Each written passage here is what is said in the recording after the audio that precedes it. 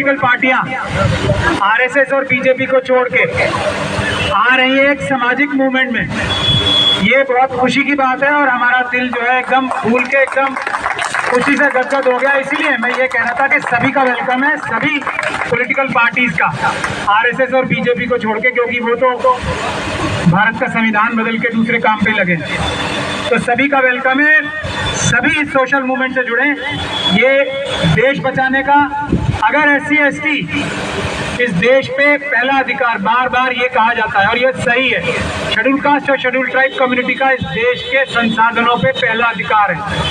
जो भी पॉलिटिकल पार्टियां, जो भी इंडिविजुअल इसके साथ जुड़ते हैं, वो हमारे सर माथे पे हैं और सबका वेलकम है। बहुत बहुत शुक्रिया। जय भीम, जय भारत।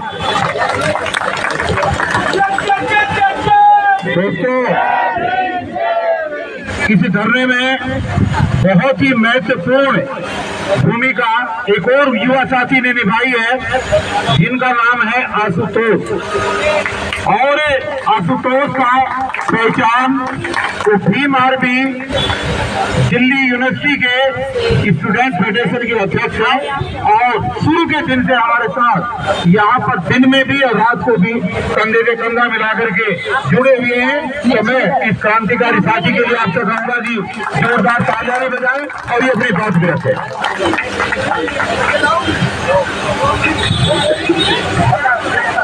यहाँ आए सभी साथियों को मेरा क्रांतिकारी सलाम, जय भीम। सभी पार्टी से आए साथी, जगह जगह से स्टूडेंट्स भी, आज राजस्थान से कुछ स्टूडेंट्स भी आए, उनका भी मैं धन्यवाद देना चाहता हूँ। आज इस आंदोलन का, इस धरने का 9वां दिन है। इस 9वें दिन को भी मैं जय भीम और नील सलाम करना चाहता हूँ। साथियों, जब ये धरना स्टार्ट हुआ उसके कुछ दिन बाद IIT दिल्ली में एक घटना घटती है। डॉक्टर रितु, जिसके खिलाफ ये संघर्ष, ये धरना, ये आंदोलन लगा, उसके ही साथ साथ IIT दिल्ली में अनिल कुमार, एक बीटेक मैथमेटिक्स 3rd ईयर के स्टूडेंट का सुसाइड हो जाता है। उसको सुसाइड नहीं, सॉरी माफ करिएगा, इंस्टीट्यूशन मर्डर कर दिया जाता है। क्योंकि आज के बाद इस मंच से बोलना बहुत जरूरी इसलिए है क्योंकि कहीं ना कहीं इस आंदोलन का उस बात से मतलब है। कहीं ना कहीं ये आंदोलन साथी अनिल और तमाम ऐसे स्टूडेंट्स जो दलित महिलाएं और आदिवासी कम्युनिटी से आते हैं, उनसे जोड़ता है। मैं सलाम पेश करना चाहता हूँ डॉक्टर रितु को, क्योंकि उन्होंने वो जज्बा दिखाया, वो आंदोलन करने की क्षमता, वो आंदोलन करने का नेतृत्व दिखाया और वो सड़कों पर बैठी। लेकिन आज हमारे समाज में, बहुजन समाज में, सब लोगों की हिम्मत ये नहीं होती। लोग इन्हीं इंस्टीट्यूशन में, इन्हीं संस्थानों में, इन्हीं क्लासों में लगातार घुसते रहते हैं। लगातार उनको कैंटीन में बैठे, क्लास में पढ़ते हुए वो जातिगत भेदभाव सहना पड़ता है।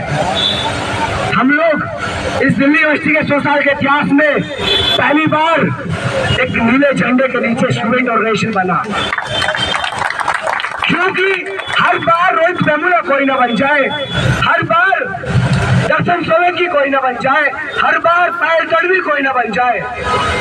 इसलिए भीम आर्मी छात्र संगठन का निर्माण हुआ और रितु जैसे साथी, रितु जैसे प्रोफेसर, रितु जैसे क्रांतिकारी लोगों की इस संस्थान में जरूरत है और हमारी ऑर्गेनाइजेशन, वो स्टूडेंट संगठन ऐसे लोगों को बनाने का काम करेगा और ऐसे लोगों का संघर्ष को प्रेरणा देते हुए इन्हीं सड़कों पे, इन्हीं वाइस चांसलर के घर के सामने हम उसका घेराव करेंगे और मांगेंगे और छीनेंगे वो अपनी जगह, वो अपना स्पेस जो हमने संस्थान में बनाया है। ये संस्थान भी हमारे लोगों ने बनाया है। Delhi university, JNU, JMI, AMU, SCO, तमाम ऐसे जाने माने इंस्टीट्यूशन हम लोगों ने बनाए हैं। तमाम मजदूर वर्ग के साथी जिनको बनाने का काम करते हैं, वो लोग कौन है? आज पूछते हैं यहाँ से, वो लोग कहीं ना कहीं बहुजन है, वो महज का जनता, वो बहुजन है। तो हमारा स्पेस सबसे ज्यादा इन संगठनों में, इन संस्थानों में होना चाहिए। ऐसे आंदोलन लगातार जब तक अत्याचार इन संस्थानों से कम नहीं होता हम लोग करेंगे। अभी तो ये सीमित दायरे में हो रहा है ना, दूसरी यूनिवर्सिटी में चुनाव चल रहे हैं दिल्ली स्टूडेंट यूनियन के। मैं वादा करता हूँ इस चुनाव खत्म होने के बाद ये प्रोटेस्ट एक मास प्रोटेस्ट में कन्वर्ट करने का दम रखेंगे हम लोग। ये प्रोटेस्ट उन क्लासों में ले जाएंगे, उन कॉलेजेस में ले जाएंगे जहाँ जिन कॉलेजों में भनक नहीं है, और फिर यहाँ से मार्च करेंगे वाइस चांसलर के घर के सामने।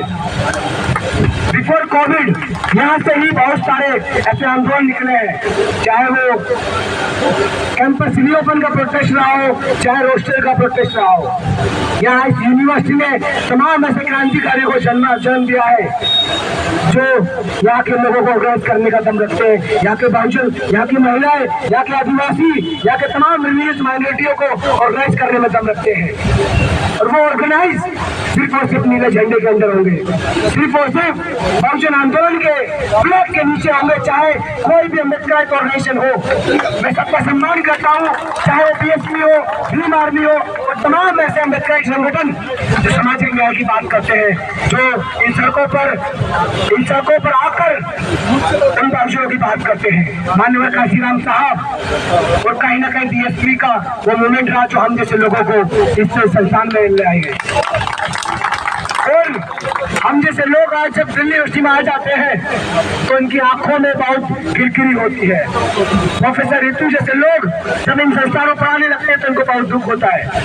हम बोलेंगे हम पढ़ाएंगे भी, हम पढ़ेंगे भी, हम लड़ेंगे भी, हम आंदोलन भी करेंगे, हम अपने आवाज भी उठाएंगे, अपने लोगों को एक सहारा, उनको मेनफ्रेंड पर लीडर भी बनाएंगे। मैं सलाम करता हूँ इस संघर्ष को, इस आंदोलन के 9वें दिन को, और आगे भी ये संघर्ष जारी रहेगा। डॉक्टर रितु का संघर्ष, हमारे बहुजनों का संघर्ष और तमाम ऐसी महिलाओं का संघर्ष जो इस समाज में पितृ सत्ता का नंगा नाच है उसके खिलाफ है। ये संघर्ष बहुजनों के साथ साथ महिलाओं का भी संघर्ष है। इस बात को समझना होगा हमको। मैं तमाम उन महिलाओं को, उन बहनों को, उन साथियों को निवेदन करता हूँ कि आप आइए। ये संघर्ष किसी एक खास कम्युनिटी का नहीं है, ये संघर्ष बहुजनों का, ये संघर्ष महिलाओं का है। आप समझिए इस बात को। साथियों, हम अनिल कुमार को याद करते हुए उस साथी को अपना श्रद्धांजलि देते हैं। और ऐसे आगे ऐसे केस ना हो, आगे ऐसी चीजें ना घटे, इसके लिए इस आंदोलन का होना बहुत जरूरी है। ऐसे आंदोलन का होना बहुत जरूरी है। अब आगे हमारी क्या चीजें रहेंगी वो ये आंदोलन डिसाइड करेगा। इस दिल्ली यूनिवर्सिटी की सड़कों पर हम लोग जब एक सड़क पर एक कोने पर नीला झंडा लगा के रहेंगे और उनका नेतृत्व साथी रितु करेंगे। जय हिंद साथियों, क्रांतिकारी सलाम, दिल सलाम, इंकलाब जिंदाबाद। साथी रितु के संघर्ष को मेरा जय भीम, इंकलाब जिंदाबाद। रितु जी संघर्ष करो, रितु जी आगे बढ़ो, हम आपके साथ हैं। धन्यवाद कपिल साहब। सबसे पहले बहुजन समाज पार्टी में जो हमारे पदाधिकारी हैं उनका बहुत बहुत धन्यवाद कि आज वो पूरे दिल्ली से लोग यहाँ पर एक जलजला लेकर आए हैं। और बहुजन समाज पार्टी ने निश्चित किया है कि डॉक्टर रितु सिंह की लड़ाई केवल डॉक्टर रितु सिंह की लड़ाई नहीं है, वो बहुजन समाज की लड़ाई है और हम उसमें अपना पूरा योगदान देंगे। और ये जो डॉक्टर रितु सिंह पर जो अत्याचार हो रहा है, मैंने कल भी जब पहले आए थे हम परसों, तो हमने पहले भी कहा था कि अत्याचार पहली बार नहीं हो रहा है। ये अत्याचार का सिलसिला बहुत लंबा है। इस अत्याचार का जो सिलसिला है वो बाबा साहब डॉक्टर अम्बेडकर के समय भी था, वो माननीय काशीराम साहब के समय भी था, ज्योतिबा फूले के समय भी था। मगर बाबा साहब डॉक्टर अम्बेडकर ने उस अत्याचार का इलाज करके आपको दे दिया था। भारत का संविधान बनाया और भारत का संविधान बनाने के बाद आपको अधिकार दे दिए, और अधिकार देने के बाद आप लोग पढ़ लिख कर IAS बनने लगे, PCS बनने लगे, जज बनने लगे, डॉक्टर बनने लगे और मेरे जैसे वकील बनने लगे। मगर हमारे लोगों ने उन अधिकारों को एक प्रकार से बहुत इजी ले लिया और उन लोगों ने कहीं ना कहीं बाबा साहब डॉक्टर अम्बेडकर की बात को मानने का काम नहीं किया। अगर इस देश में बाबा साहब डॉक्टर अम्बेडकर की बात को मानने का किसी ने काम किया तो वो मानने वाला कांशीराम साहब है, जिन्होंने बाबा साहब डॉक्टर अम्बेडकर की बात को माना। माननीय कांशीराम साहब ने कहा कि तुम्हारा दल होना चाहिए, जिसका दल नहीं होता उसका बल नहीं होता, और जिसका बल नहीं होता उसकी समस्याओं का कोई हल नहीं होता। कहाँ है आपका बल जो आपकी आवाज को उठा सके? हम संख्या में बहुत ज्यादा है, संख्या में हम बहुत ज्यादा है पूरे देश के अंदर, मगर आज भी हमारा शोषण दिल्ली के अंदर होता है। तो कहाँ है हमारा दल, कहाँ है हमारा बल? हमने उन लोगों पर विश्वास किया जिन्होंने हमारे गले को काटने का काम किया। हम फुटबॉल की तरह है, हम फुटबॉल की तरह है, एक प्लेयर इधर लात मारता है तो दूसरे की तरफ चले जाते हैं, और दूसरा लात मारता है तो तीसरे की तरफ चला जाते हैं। हम अपनी ताकत कब बनाएंगे? कब बनाएंगे हम अपनी ताकत? जब तक आप अपनी ताकत नहीं बनाएंगे इन समस्याओं का हल नहीं होने वाला है। अगर होने वाला तो बताइए मुझे कोई रास्ता हो तो। जो धरना प्रदर्शन दूसरों के लिए करते थे आज उनके लिए धरना प्रदर्शन करना पड़ रहा है। देखिए डॉक्टर नीतू सिंह का एक ही अपराध है, क्योंकि वो बोलना जानती है, वो आंखों में आंखें डालकर सवाल करती है कि आप मेरे अधिकारों को कैसे मार सकती है, ये उनका अपराध है। क्या हम बोलना छोड़ दें? हम नहीं बोलेंगे, हम नहीं बंद करेंगे अपना बोलना, बोलेंगे, और जब तक बोलेंगे तब तक हम अपना न्याय नहीं ले लेंगे। बाबा साहब डॉक्टर अम्बेडकर ने कहा कि समाज कैसा होना चाहिए? समाज 4 चीजों पर न्याय आधारित होना चाहिए। पहला, समाज में न्याय होना चाहिए। क्या इस देश के अंदर न्याय होता है हमारे खिलाफ? हमारे साथ नहीं होता है, अन्याय होता है हमारे खिलाफ। जिस देश के अंदर मूंछों के नाम पर मार दिया जाता हो, जिस देश में बारात नहीं चढ़ने दी जाती हो, जिस देश में घोड़ी पर नहीं चढ़ने दिया जाता हो, जिस देश में यूनिवर्सिटी के अंदर डॉक्टर नीतू को निकाल दिया जाता हो, पढ़े लिखे लोगों के साथ शोषण होता हो, वहां पर कैसे हम कह सकते हैं कि इस देश में न्याय होता होगा? इस देश में न्याय नहीं होता। क्या इस देश में समता की बात की जाती है? इस देश में समता की बात नहीं की जा सकती है। कुछ लोग भारत के संविधान को खत्म करके असमता पर आधारित समाज बनाना चाहते हैं। वो क्या करना चाहते हैं भारत के संविधान को बदलकर? आप लोगों को जानना होगा। हम लोग बड़े बड़े आंदोलन करते हैं, बड़ी बड़ी आवाज उठाने का काम करते हैं, मगर हमारी समस्याओं का कोई सॉल्यूशन नहीं होता, कोई हल नहीं होता है।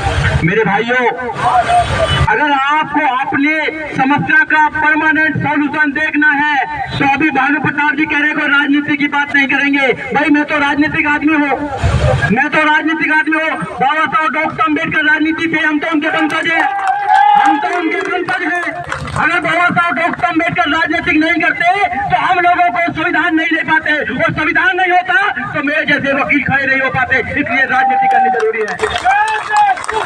क्यों हम राजनीति से दूर भागते हैं? क्यों भागते हैं दूर हम राजनीति से? 131 मेंबर पार्लियामेंट जाते हैं, आपकी आवाज को नहीं बोल पाते हैं वो लोग। आपके संविधान को बदलने के लिए एक तुच्छ सा आदमी बोलता है, मगर उनकी आवाज नहीं निकलती है। आपकी बहन बेटियों पर अत्याचार होता है, मगर 131 मेंबर ऑफ पार्लियामेंट नहीं निकलते हैं, नहीं बोलते हैं। कहाँ हैं आपके लोग जो पार्लियामेंट के अंदर बात करें आप लोगों की? आपने 2 मिनट, आपने सहारनपुर देखा होगा। सहारनपुर के अंदर जो अत्याचार हुआ पूरा देश जानता है। वहां से एक नेता चंद्रशेखर पैदा हुए, आपने पूरे देश में देखा होगा। अगर चंद्रशेखर आजाद की अगर सहारनपुर की आवाज को पार्लियामेंट में उठाने का काम करता है, उसका नाम है बहन कुमारी मायावती। इस्तीफा देने का काम किया। देश में 2 ही नेता हुए हैं, बाबा साहब डॉक्टर अम्बेडकर, जिन्होंने हमारे लिए इस्तीफा देने का काम किया था। नहीं किया था बताइए? और दूसरा नेता है बहन कुमारी मायावती, जिन्होंने इस्तीफा देने का काम किया। मैं झूठ नहीं बोल रहा, आप देखिए, ऐसे नेता चाहिए हमें लोग, पर हम लोग अपने नेता देखना ही नहीं चाहते, अपनी ताकत देखना ही नहीं चाहते। कब तक आप दूसरों के चक्कर में रहेंगे? कब तक आप भीख मांगते रहेंगे कि न्याय दे दीजिए, न्याय दे दीजिए, न्याय दे दीजिए? हमको मार दिया। आपको कोई न्याय देने वाला नहीं है, आपको कोई सम्मान देने वाला नहीं है, आपको कोई नेता बनाने वाला नहीं है, आपकी बात को कोई सुनने वाला नहीं है। ये अत्याचार कौन करता है? अभी 4 सीट कर दिया, गिरफ्तार नहीं किया? किसकी ड्यूटी थी? पुलिस वालों की ड्यूटी थी। अगर हमारा एक व्यक्ति अगर ट्वीट भी कर देता है तो गिरफ्तार करके उसका जलजला निकाल देते हैं। निकाल देते। डॉक्टर रतनलाल जी का क्या करा डॉक्टर रतनलाल जी के साथ? एक ट्वीट किया, पुलिस उनको उठा कर ले गई और उनको पीटने का भी पूरा प्रबंध कर रखा कोर्ट के अंदर। अगर हमारे वकील नहीं होते, बहुजन समाज पार्टी अगर वकील नहीं होते तो काम नहीं बनता। इसलिए मैं आप लोगों को बताना चाहता हूँ, अपनी ताकत बनाइए, अपने लोगों को पहचानिए। हम सब लोग को जानते हैं। इधर डीसी कपिल जी है, लंबे समय से आंदोलन कर रहे हैं। महमूद प्राचा जी है, लंबे समय से आंदोलन कर रहे हैं। डॉक्टर रीतू सिंह है, लंबे समय से आंदोलन कर रहे हैं। आदरणीय सीपी सिंह जी है, इधर है राजेंद्र भाई हमारे आगे हैं। जो मिनिस्टर साहब है, मैं कहना चाहता हूँ, देखिए समाज की आवाज को पूरे देश में उठाने का काम करते नहीं करते? बताइए आप लोग करते ना करते? बाबा साहब डॉक्टर अम्बेडकर की बात को गाँव घर जाम में पूरे देश में जाके उठाने काम करते नहीं करते?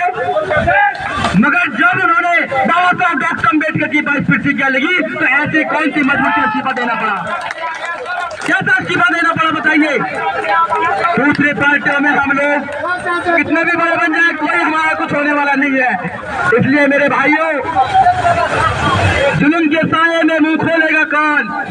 जुल्म के साये में मुंह खोलेगा कौन? और हम भी चुप रहेंगे तो फिर बोलेगा कौन? हमें बोलना पड़ेगा, जागना पड़ेगा। और मैं एक बात और कहना चाहता हूँ, हमारे वहाँ डॉक्टर रीतू सिंह बैठी हुई है। आपसे हम लंबे समय से आपको जानते हैं, आपके आंदोलन को जानते हैं, आपके पूरे हम व्यक्तित्व को जानते हैं। आप लड़ाकू हैं। आप ऐसे डॉक्टरों से, ऐसी महिला से जो मानसिकता है, जो गिरसित मानसिकता से आप उनसे झुकने वाली नहीं है। ये पूरा समाज आपके साथ है, पूरा समाज आपके साथ है। बहुजन समाज पार्टी तो आपके साथ में कंधे से कंधा मिलाकर रात दिन काम करेगी। आप सिर्फ बताएं क्या करना है। अगर धरना भी उसके वहां करना पड़ेगा, हम लोग सबसे आगे रहेंगे, हम न करने का काम करेंगे। हम वैसे क्या के नहीं जा रहे हैं। हम परसों वादा करके गए थे आप लोगों से। आदरणीय सीपी सिंह जी यहाँ बैठे हुए हैं, उन्होंने वादा किया था कि हम आएंगे लौटकर। हम आए हैं आज और हम डेली यहाँ आएंगे और डेली आपके लिए समर्थन करेंगे, तन मन धन से काम करेंगे। ऐसे नहीं पूरी दिल्ली के अंदर जलजला करेंगे। आप बड़े आंदोलन की बात करें, बड़े आंदोलन में अभी हमारे भाई ने कहा, हमारे भाई यहाँ बैठे चले गए, उन्होंने कहा कि हम सीवन नाली को रोकने का काम करेंगे, हम सड़क को भी रोकेंगे, हम संसद को भी रोकने का काम करेंगे। हमारे अंदर ताकत है। जिस दिन हम लोग खड़े हो जाएंगे उस दिन बात बन जाएगी साथियों, बात बन जाएगी। मैं आखिरी एक शेर के माध्यम से अपनी बात को खत्म करूंगा। ये बहुजनों अपनी आहों में असर पैदा करो, ये बहुजनों अपनी आहों में असर पैदा करो। जुर्म से लड़ने को तुम शेर जिगर पैदा करो। अगर बचाना चाहते हो मान सम्मान स्वाभिमान तो सुनो, घर घर में एक बाबा साहब डॉक्टर अम्बेडकर माननीय काशीराम साहब पैदा करो, माननीय काशीराम साहब पैदा करो। जय भीम, जय भारत, नमो बुद्धाय साथियों।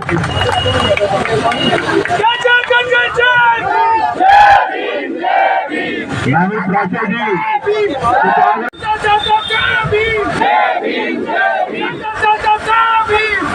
मैं सर्वप्रथम बाबा साहब डॉक्टर अम्बेडकर को नमन करते हुए तथागत बुद्ध और तमाम महापुरुषों के चरणों में नमन करता हूँ। हमारे आज के धरने के अंदर में डॉक्टर प्रोफेसर रीतू सिंह जी, जो समाज के एक जिम्मेदार बाबा साहब के विचारों को पूरे भारत में स्थापित करने का काम करती हैं, हमारे बीच में सुप्रीम कोर्ट के वरिष्ठ अधिवक्ता महमूद प्राचा जी और भी हमारे साथी बहुत सारे यहाँ उपस्थित हैं, तमाम संस्थाओं से हैं, बहुजन समाज पार्टी से लेकर के और भी तमाम सामाजिक संगठन जितने भी हैं। मैं समता सेंटर की तरफ से आपको नमन करता हूँ, सैल्यूट करता हूँ और अभिनंदन करता हूँ इस बात के लिए।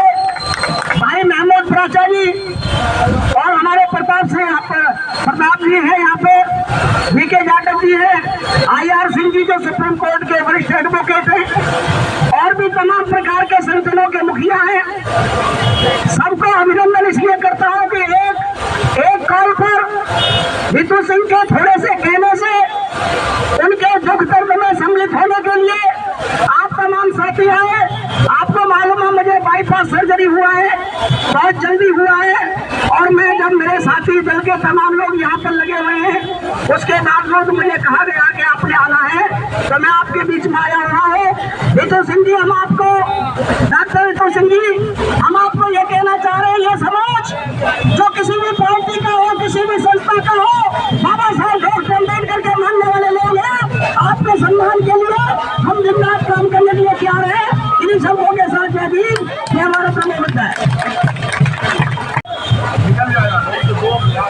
जय भीम होगा जाएगा। दोस्तों, एमसीडी के अंदर जो हमारा सभी यूनियनों का एक कोर कमेटी है, काफी साथी इसमें जुड़े हैं और राजकुमार दिगान साहब जब से धरना चला है डेली यहाँ पर दस्तक देते हैं, आते हैं टीम के साथ और एक प्रखर वक्ता है। मैं चाहूंगा कि अपने शब्दों के माध्यम से अपनी बात रखें और आगे की रणनीति में उनका क्या योगदान रहेगा इसके बारे में जरूर बताएं, क्योंकि हर वक्ता को ये बताना जरूरी है ये लड़ाई अब डॉक्टर रितु सिंह की लड़ाई नहीं रह गई है। ये लड़ाई आज के बाद में पूरे दलित समाज की लड़ाई और बहुजन समाज की लड़ाई बन गई है। सब लोगों को मिलकर के डॉक्टर रितु को न्याय दिलाना है और डॉक्टर सविता राय को सलाखों के पीछे भिजवाना है। तो ये लड़ाई कैसे जीती जाए, क्या इसका रणनीति रहे, अपने शब्दों के माध्यम से ढोल भी काफी दूर चला गया। तो आप जोरदार तालियों से राजकुमार जी का स्वागत करें। और जो साथी इधर खड़े हैं ये लोग अगर इस आंदोलन में आए तो बड़े शर्म की बात है कि वहां पर खड़े होकर के तमाशा देख रहे हैं आप लोग। सब नहीं आती आप लोगों को। अरे आंदोलन में आए हैं तो इधर आए, सुने, अपने विचार रखें। वहां पर खड़े होकर के जमावड़ा बनाए खड़े हैं सब लोग। राजकुमार दिगान जी इस मुकद्दस मंच पर आसीन हमारे सर्वोच्च न्यायालय के वरिष्ठ अधिवक्ता और मेरे महबूब नेता जनाब महबूब राजा जी के लिए एक बार जोरदार ताली से अभिनंदन। इसी श्रेणी में हमारे सर्वोच्च न्यायालय के वरिष्ठ अधिवक्ता माननीय भानु प्रताप सिंह जी के लिए एक जोरदार ताली से अभिनंदन। बहुजन समाज पार्टी के हमारे दिल्ली प्रदेश के अध्यक्ष बहुत ही सम्मानित आपके बीच में मौजूद है, एक बार तालियों से अभिनंदन किया जाए उनका। बहुजन समाज के तमाम पदाधिकारी, मेरे भाई सम्राट भाई और इस बैठक का, इस मंच का संचालन कर रहे हैं मेरे बड़े भाई डीसी कपिल साहब, एक बार उनके लिए भी जोरदार ताली से अभिनंदन करें। तमाम मेरे मीडिया कर्मी, मेरे मीडिया साथी और मंच पर विराजमान बहुत ही सम्मानित साथी, दिल्ली सफाई कर्मचारी मजदूर फेडरेशन के अध्यक्ष रणधीर गागड़ साहब, भाई विनोद संगत जी, डॉक्टर बी.आर. अम्बेडकर मानवाधिकारी संगठन के राष्ट्रीय अध्यक्ष भाई राजेश गागड़ जी, भाई प्रकाश जी और पूरे भारत की शेरनी। अगर मेरी बात आपको सही लगे तो शेरनी के लिए ताली बजा के अभिनंदन जरूर कर देना। डॉक्टर रितु सिंह के लिए एक बार जोरदार ताली से अभिनंदन। ताली में कमी है, तालियों में कमी है।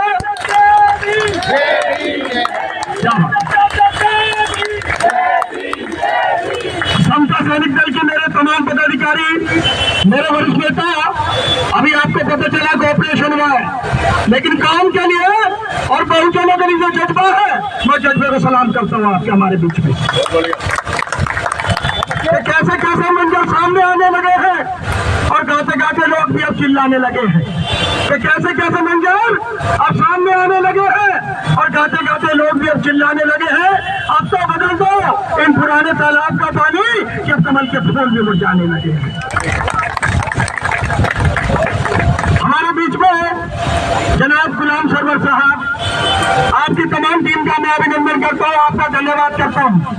तमाम सम्मानित साथी, आज इस आंदोलन में आप शरीक हुए हैं, आपका मैं आभार प्रकट करता हूँ। देखिए, आप तमाम सभी लोग जानते हैं आज आंदोलन का 8 से 9वां दिन है और हम ये भी जानते हैं, बताने की आवश्यकता नहीं है कि ये आंदोलन क्यों है और क्यों हो रहा है। ये आंदोलन एक बहुजन बेटी के अधिकार का आंदोलन है।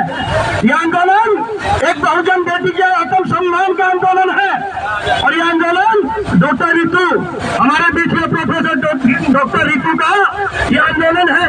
और अब ये आंदोलन डॉक्टर रितु का नहीं रह गया, अब ये पूरे दलितों का और बहुजनों का आंदोलन हो गया। तो जनाब, क्या जो साहिब मसलब है, क्या जो साहिब मसलब है वो कल नहीं होंगे। किराएदार है, कोई साथी मकान थोड़ी है और हमारा भी खून देश की मिट्टी में शामिल किसी के बाप का हिंदुस्तान थोड़ी है। ये हिंदुस्तान हमारा है, ये देश हमारा है, और इसमें राज कौन कर रहा है? केवल 15% लोग। ये सोचने की आवश्यकता है, ये जानने की जरूरत है कि हमारा जो कारवां है वो कमजोर क्यों है। 9 दिन से आंदोलन है, और 9 दिन से इस आंदोलन को मजबूत करने के लिए फेसबुक के माध्यम से, ट्विटर के माध्यम से, व्हाट्सएप के माध्यम से बराबर वीडियोस बनाई जा रही है और पूरे देश विदेश में भेजी जा रही है। लेकिन हमारे लोग कितने हैं? और जो लोग यहाँ बैठे थे उन्होंने संख्या बढ़ाई तो, लेकिन बहुत जल्दी संख्या को कम भी करने का काम किया है। कोई पीछे से चला गया, कोई आगे से चला गया, और कोई चुनाव में शरीक है, जबकि चुनाव से हमारा कोई लेन देन नहीं है। इस चुनाव से हमारा कोई मतलब नहीं है। ढोल धमाकों की आवाज सुन रहे हैं, अपने नेता को नहीं सुन पा रहे हैं। अरे बड़े दुख के साथ कहना पड़ रहा है कि एक समाज की बेटी, एक दलित की बेटी जो आपसे रहम की भीख मांग रही है और आपसे इंसाफ मांग रही है, कम से कम एक दिन उसके लिए एकत्रित हो जाओ। डीसी कभी भी आपने कहा कि एजेंडा बताएं, आगे की रणनीति बताएं, तो मैं दिल्ली नगर निगम कार कमेटी का चेयरमैन होने के नाते मैं आपसे एक वादा करता हूं उस मंच के माध्यम से कि सड़कों को जाम करें आप और सीवर पानी को जाम करेंगे हम।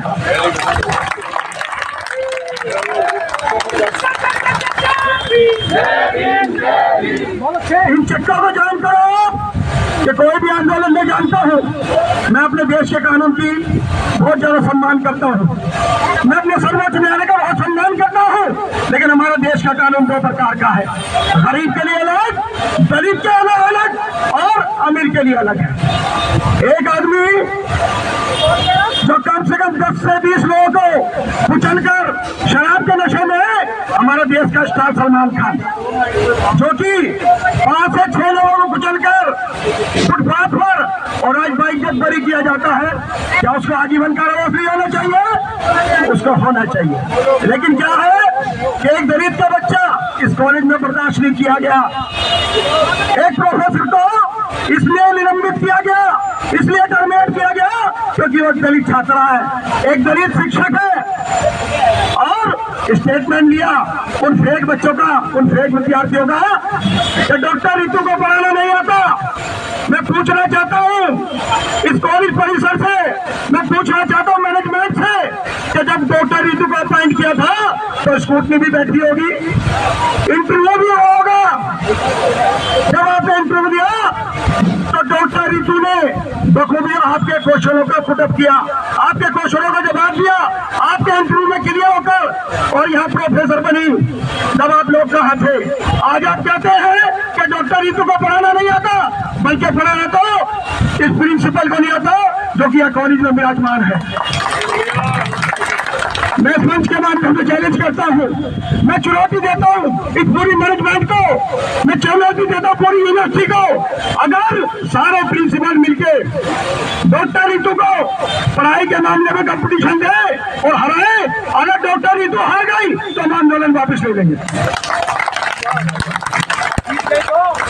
हम इस आंदोलन को वापस ले लेंगे। और इस मंच के माध्यम से मैं चुनौती देता हूँ प्रिंसिपल को, मैं चुनौती देता हूँ, अगर जीत गई तो इनका सबका मुंह काला करना पड़ेगा, या हमें सोचना पड़ेगा। केवल एक दलित बच्ची, एक बहुजन बेटी, केवल ये बर्दाश्त नहीं किया जा रहा कि ये असिस्टेंट प्रोफेसर क्यों है। हमारे लोग मजिस्ट्रेट भी है, सेशन जज भी है, IPS भी है, PCS भी है, लेकिन बड़ी विडंबना की बात की है, उस बच्ची के बारे में सबको पता है कि वो दलित है, लेकिन हमारे लोग ऐसे भी हैं जो बड़े बड़े संस्थान में बैठे हैं लेकिन अपनी साथ छिपा कर बैठे हैं। हमें उन सभी बात करनी पड़ेगी। आज जो लड़की शिकार है सिर्फ एक चीज का शिकार है, हमारी जो बेटी शिकार है सिर्फ एक चीज का शिकार है कि उसने अपनी जाति को छिपाया नहीं है। वो दलित है तो उसने दलित बताया, वो बहुजन है तो उसने अपने आप को बहुजन बताया। हम संकल्प लें हाथ खड़े करके कि हम किसके साथ हैं, हाथ दोनों खड़े करके संकल्प लें कि हम डॉक्टर रितु के साथ हैं। हम किसके साथ हैं? इतनी कमजोर आवाज में बात करेंगे हम लोग। हम किसके साथ हैं? साथ है, जीतेंगे, जीतेंगे, लड़ेंगे, लड़ेंगे। लड़ेंगे लड़ेंगे इंकलाब जिंदाबाद, इंकलाब जिंदाबाद भागवाड़ी जिंदाबाद, जिंदाबाद जिंदाबाद तानाशाही नहीं चलेगी, नहीं चलेगी नहीं चलेगी गुंडागर्दी नहीं चलेगी, नहीं चलेगी नहीं चलेगी अफसरशाही नहीं चलेगी। नहीं चलेगी नहीं चलेगी और जॉर्ज रंपी टक्कर पे, संघर्ष हमारा नारा है और जॉर्ज रंपी टक्कर पे संघर्ष हमारा नारा है जो हमसे टकराएगा, चूर चूर हो जाएगा जो हमसे टकराएगा। चूर चूर हो जाएगा धन्यवाद, थैंक यू वेरी मच। माननीय डीसी साहब।